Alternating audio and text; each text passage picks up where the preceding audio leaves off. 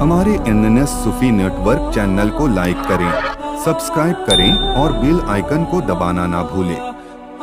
नहमदुहु व नुसल्ली अला रसूलिहिल करीम अम्मा बाद फ़अऊज़ु बिल्लाहि मिनश शैतानिर रजीम बिस्मिल्लाहिर रहमानिर रहीम। इससे कब्ल वाली वीडियो के अंदर हमने अल्हम्दुलिल्लाह सरकार दादा सैलानी की सवाने हयात और उनके सफ़र हज के बाद उनकी करामात का तज़किरा शुरू किया था।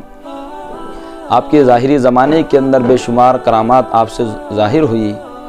जिस वक्त आप चिखली की सरज़मीन पर थे, आपके दिलो दिमाग के अंदर ये ख्याल आया कि काफ़ी दिन हो चुके, मुझे चोपड़ा की सरज़मीन पर जाना चाहिए, पीरो मुर्शिद हज़रत मौलाना खैरुद्दीन मुजर्रद अलैहिर्रहमा की बारगाह में हाज़िरी देना चाहिए। जब आपने ये ख्याल अपने मुरीदीन के सामने ज़ाहिर किया और जिस वक्त आपने चोपड़ा के लिए सफ़र रुखसत बांधा, आप रास्ते से निकले, साथ में मुरीदीन भी थे। तो जब रास्ते से चलने लगे तो 2 मील ही की दूरी पर पहुँचे थे कि जलाल शाह ने मुरीदीन से कहा कि पीरो मुर्शिद सरकार दादा सैलानी के पास रेल के किराए के लिए पैसा नहीं है और आप परेशानी में आ जाएंगे, या किसी ने उनको पैसा दिया भी नहीं है, वो सफ़र किस तरीके से तय करेंगे। इतना सुनने के बाद सरकार दादा सैलानी ने जलाल शाह से कहा कि जलाल शाह, फिर से कहो कि तुम क्या कह रहे थे। जलाल शाह ने कहा कि हुजूर, बस मैंने इतना कहा कि आपके पास किराए के लिए पैसा नहीं है, आप चोपड़ा की सरजमीन पर कैसे पहुंच सकेंगे बिना किराए के।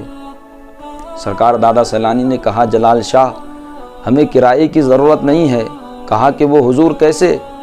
सरकार दादा सैलानी ने अपने पहलू के अंदर अपने हाथ डाला और देखा कि जब हाथ को ऊपर निकाला तो मुट्ठी के अंदर कई सारे रुपये लेकर आपने ऊपर लेकर आए और अपने मुरीदीन को बताया कि देखे, हमें पैसे की ज़रूरत नहीं है, ना ही हमें कभी रुपयों की ज़रूरत पड़ती है, इसलिए कि मुर्शिद कामिल मौलाना खैरुद्दीन मुजर्रद ने इस कदर हमें अता किया है कि हमें कतई तौर पर इन चीज़ों की ज़रूरत नहीं पड़ती।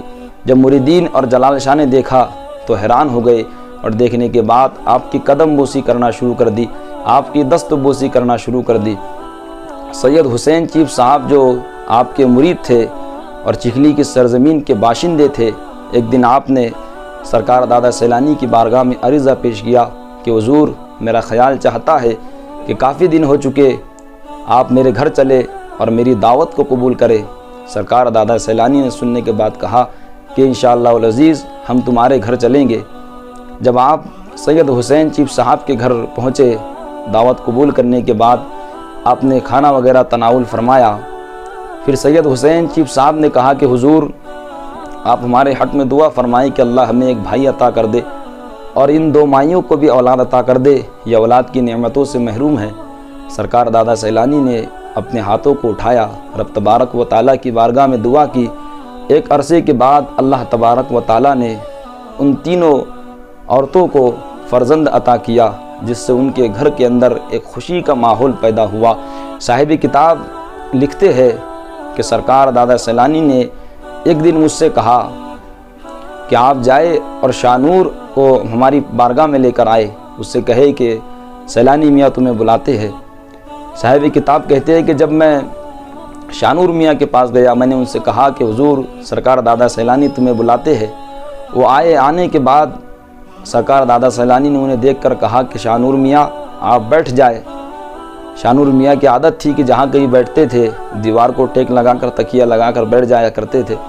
जैसे सरकार दादा सैलानी के सामने दीवार को टेक लगाकर आप बैठे, बैठने के बाद काफ़ी देर तक गुफ्तगू होती रही और सरकार दादा सैलानी ने अपनी नज़र इनायत को उठाया, आँखों को बंद किया। आँखें बंद करने के बाद शानूर मियाँ पर इस तरीके से एक नूरानियत वाली नज़र को डाला। देखते ही देखते कुछ देर के अंदर शानूर मियाँ दीवार से टेक लगाई बेहोश हो गए। साहिब किताब कहते हैं, मैं शानूर मियाँ को भी देख रहा था और सरकार दादा सैलानी की निगाह करम को भी मैं देख रहा था। फिर कुछ देर बाद शानूर मियाँ को जब होश आया तो शानूर मियाँ एकदम उठकर खड़े हो गए और कहने लगे कि मुझे यहाँ से चलना चाहिए। सरकार दादा सैलानी ने कहा कि शानूर मियाँ थोड़ी देर और बैठ जाए। साहिब किताब कहते हैं, मैंने सरकार दादा सैलानी की निगाह करम को देखा और आपकी रोशन ज़मीरी को देखा। जब आप नज़र उठाया करते थे तो लोग महव इस्तग़राक़ हो जाया करते थे। وہ خدا رب تبارک و تعالیٰ کی یاد میں اس طریقے سے گم ہو جایا کرتے تھے کہ انہیں دنیا تک کی خبر نہیں ہوتی ہے۔ یہاں تک کہ ظہور محمد رائے پوری کہتے ہیں، آپ کی روشن ضمیری کے متعلق کہتے ہیں کہ ایک مرتبہ میں رائے پور کی سرزمین سے چکھلی کی سرزمین پر گیا۔ میں نے وہاں پر بادشاہ سائی سے خلوت میں ملاقات کی، اور اس سے جو کچھ بھی میری باتیں ہوئی یہ اس کے اور میرے درمیان کا راز تھا۔ اور جس وقت میں چکھلی سے رائے پور کی سرزمین پر آیا تو اس وقت سرکار دادا سیلانی رائے پور کی سرزمین پر جلوہ افروز تھے۔ مجھے آپ نے اپنی بارگاہ میں بلایا اور بلا کر کہا کہ ظہور محمد، کیا تم چکھلی کی سرزمین سے آئے ہو؟ کہا کہ حضور آپ کو کیسے پتا؟ سرکار دادا سیلانی نے کہا، تم جو مجھ سے چھپا رہے ہو، تم تو یہ کہتے ہو، میں تو یہاں تک کہ تمہیں بتا چکا ہوں، یہاں تک میں تمہیں تفصیل کے ساتھ بتا سکتا ہوں۔ بادشاہ سائی اور تمہارے درمیان جو راز و نیاز کی باتیں ہوئی یہاں تک کہ میں بتا سکتا ہوں۔ ظہور محمدی پریشان ہو گئے اور کہنے لگے کہ اللہ، یہ تو اس کے اور میرے درمیان کا راز تھا، انہیں کیسے پتا؟ اور یہی نہیں، ایک دن جب رات کا وقت تھا، سرکار دادا سیلانی اپنے حجرے کے اندر اللہ رب العالمین کی عبادت کے اندر مشغول تھے۔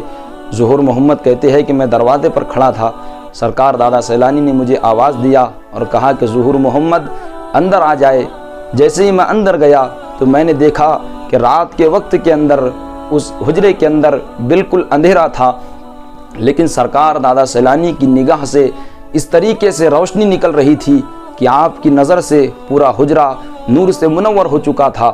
اور جب اس روشنی والی نگاہ کو آپ نے اس بجھے ہوئے چراغ کی طرف اٹھایا، جیسے آپ کی نظر اٹھنا تھا تو وہ چراغ آپ کی نگاہ عنایت سے، آپ کی نگاہوں کی روشنی سے روشن ہونے لگا، اور جیسے چراغ روشن ہوا تو اس پورے حجرے کے اندر ایک نور طریقے کا نظر آنے لگا۔ وہ سرکار دادا سیلانی کی مشہور و معروف کرامات میں سے ایک کرامات ہے۔